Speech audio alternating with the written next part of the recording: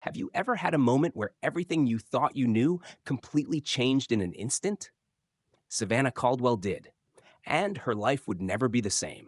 But what would you have done in her place? Let us know where you're watching from in the comments below.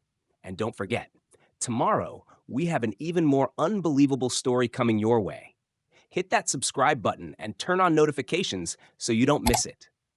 Your next favorite mystery is just one click away. She thought he was just a statue. Then he spoke, and her life unraveled.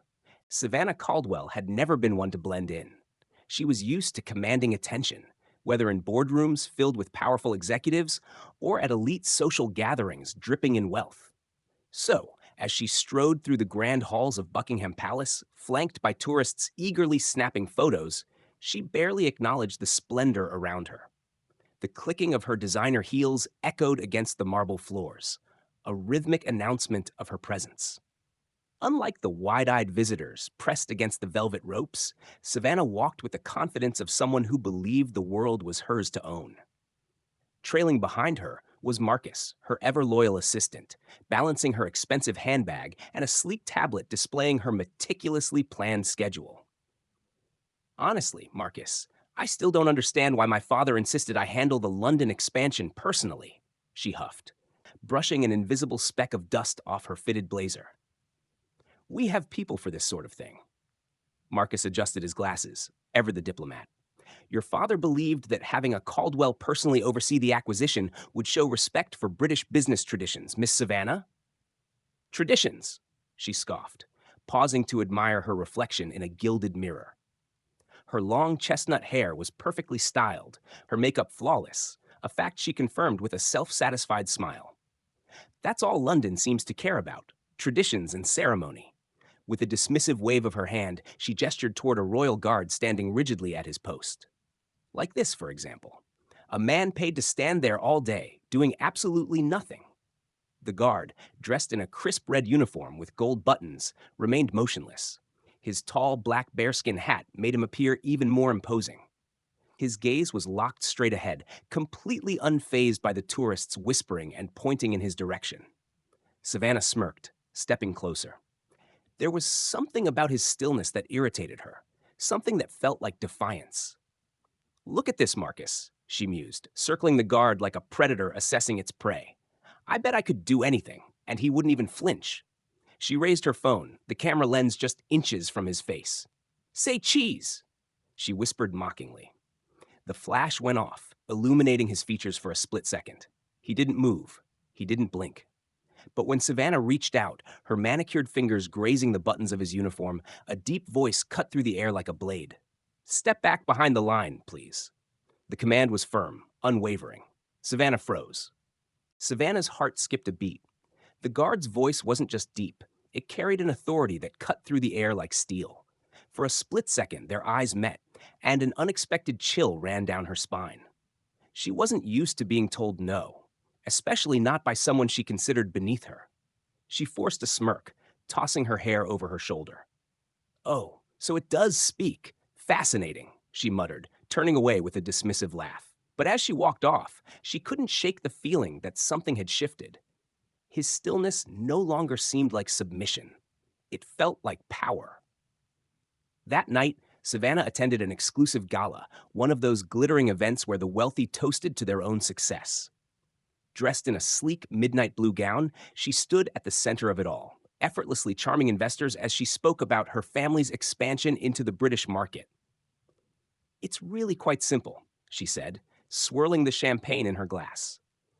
The British economy is practically begging for American innovation.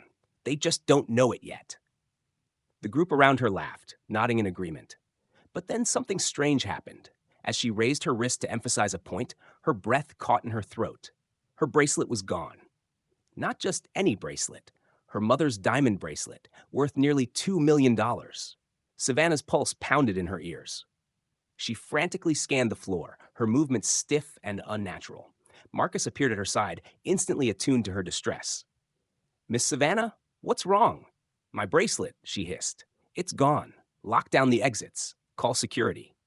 The gala staff searched every inch of the venue. The exits were monitored, guests questioned. Nothing. It was as if the bracelet had simply vanished. The next morning, determined to shake off the unease, Savannah indulged in retail therapy. The luxury boutiques of Bond Street were always a reliable distraction. But when she handed over her black Amex at a high-end jewelry store, the sales associate frowned. "I'm sorry, Miss Caldwell, but your card has been declined." Savannah's stomach twisted. "That's impossible. Run it again." The result was the same. She pulled out another card. Declined. And another. All declined. Confused and increasingly panicked, she called her bank. The response sent ice through her veins. "Miss Caldwell, all of your accounts have been frozen due to suspicious activity." Her entire fortune gone. And then her phone buzzed, a single text from an unknown number. "Your father's debts are coming due." Savannah stared at the message, her fingers tightening around her phone. Debts? Her father was one of the wealthiest men in America. What debts? Her breath came faster as a cold realization settled over her. This wasn't a banking error. This wasn't a coincidence. Someone had planned this. The missing bracelet, the frozen accounts, it was all connected.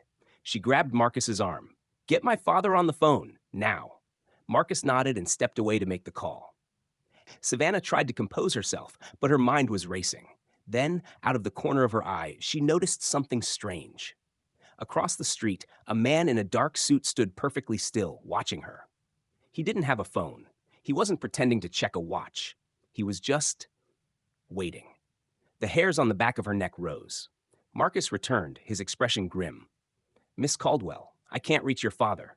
His office says he left for a private meeting last night and never returned."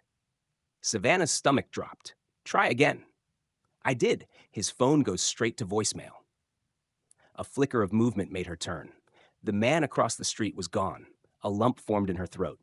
This was bigger than she had thought, and she was running out of time. That night, desperate for answers, she booked a private car to take her back to her hotel. The usual chauffeur was unavailable, so a substitute arrived. A quiet man in a black cap. He barely acknowledged her as she slipped into the back seat. As the car pulled away, she frowned. They weren't taking the usual route. The driver turned down a narrow side street. The city lights faded behind them, replaced by shadowed alleyways and empty roads. She leaned forward. "You're going the wrong way." No response. Her pulse pounded. "I said, turn around." Still nothing. Savannah's hands tightened into fists. Her heart was hammering now. She reached for her phone, but before she could dial, the car jerked to a stop. The driver stepped out. Then from the darkness, another figure emerged. A man in black gloves, moving with slow, deliberate intent. Savannah scrambled for the door, but before she could escape, a gloved hand clamped over her mouth. A voice whispered in her ear. Cold. Unfamiliar. "Your father's time has run out. Now it's your turn to pay." Terror gripped her as she was dragged from the car. Then, suddenly, a single footstep. A voice. Familiar. Steady. Her captor spun, jerking her around, just in time for her to see him, the Royal Guard, except this time he wasn't in uniform, and he wasn't standing still. Savannah barely had time to process what was happening. One moment, she was being dragged toward a waiting van. The next, he was there. The same man she had mocked at Buckingham Palace. Ethan Drake. But he wasn't dressed like a royal guard now. Gone was the ceremonial red uniform and tall bearskin hat. Instead, he wore dark tactical gear, his movements precise, controlled, lethal. Her captor tightened his grip. "Walk away," the man growled. "This doesn't concern you." Ethan didn't move. His stance was calm, but his eyes, those sharp, unwavering eyes, held a warning. "I won't say it again," he said, his voice deadly quiet. "Let her go." For a long second, the world seemed to hold its breath. Then, in a blur of movement, everything erupted. The man yanked Savannah backward as he reached for something. A weapon. But before he could pull it, Ethan was already there. Fast, precise, ruthless. One strike sent the attacker staggering. Another disarmed him. A final, brutal twist of his arm sent him crashing to the ground. Pinned, immobilized, broken. Savannah stumbled backward, her breath ragged. She pressed herself against the cold brick wall, her mind struggling to catch up. Ethan held the attacker down with one knee, pulling a phone from his pocket. "Target secured," he said into the receiver, his voice calm, controlled. "Location marked. Send backup." Savannah was still shaking when he turned to her. "Are you hurt?" She shook her head, unable to form words. The distant sound of police sirens cut through the air. The world was moving again, but she still felt frozen in place. Finally, she found her voice. How? How did you know I was here? Ethan studied her for a long moment, then said, Because I've been watching. A chill ran down her spine, not from fear, but from the weight of his words. You need to be careful, Miss Caldwell, he continued. Your father's past is catching up with you. Her hands trembled as she pulled out her phone. The cryptic text message still glowed on the screen. Your father's debts are coming due. But now, for the first time, she realized this wasn't about money. This was something far more dangerous. Savannah sat in the back of the police car, wrapped in a shock blanket she didn't remember receiving. The flashing red and blue lights painted the dark streets in sharp bursts of color, but she barely noticed. Ethan's words echoed in her mind. Your father's past is catching up with you. She clutched her phone, staring at the cryptic message. Your father's debts are coming due. This wasn't a financial warning. It was a threat, a promise. Hours later, back at her hotel suite, Savannah spread a collection of confidential documents across the desk. Her father's business empire, Caldwell Industries, wasn't just built on smart deals and investments. It had been propped up by something far more dangerous. The Miller Syndicate. She found emails, coded messages, offshore account numbers, proof that her father had worked with Victor Langston, the same man who had ordered her kidnapping. He hadn't just done business with them. He had betrayed them. And now they wanted her to pay the price. A knock at the door made her jump. She reached for the nearest heavy object, a crystal paperweight, as she moved toward the door. Marcus's voice came through softly. It's me. She exhaled sharply and unlocked it. Marcus stepped inside, his face pale. He held up his tablet, the screen glowing with live security footage from the hotel's lobby. Savannah, he whispered, you need to see this. The video showed 3 men in suits walking into the hotel. Their posture was relaxed, almost casual, but their presence sent a cold shiver down Savannah's spine. She recognized them. They were in the old photographs with her father. They're watching us, Marcus murmured. Before she could respond, a sharp crack shattered the silence. The window behind them splintered, a sniper's bullet, perfectly placed. Not meant to kill, meant to send a message. We need to leave, Marcus urged, already gathering documents. Savannah hesitated. Her entire life had been built on control, power, wealth, but in the span of 24 hours, she had lost all of it. Except for one thing. She grabbed her phone, scrolling through the messages, searching for the only person who might have the answers she needed. She found his name. Ethan Drake. Her fingers hovered over the call button. Then, as if sensing her hesitation, the phone buzzed first. Incoming call, Ethan Drake. The game had officially begun. What would you do if your entire life changed overnight? Imagine waking up to find your bank accounts frozen, your most valuable possessions missing, and a dangerous enemy lurking in the shadows, just waiting for the perfect moment to strike.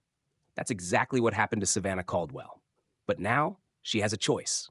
Fight back or lose everything. If you were in her position, what would your next move be? Would you trust Ethan Drake, the mysterious royal guard who seems to know more than he's letting on? Or would you try to escape on your own, risking an even deadlier trap? Let us know in the comments. And tell us, where are you watching from? We love hearing from viewers all over the world. Don't forget, the next part of Savannah's story drops tomorrow. And trust us, you won't want to miss what happens next. Hit that subscribe button and turn on notifications so you'll be the first to see it.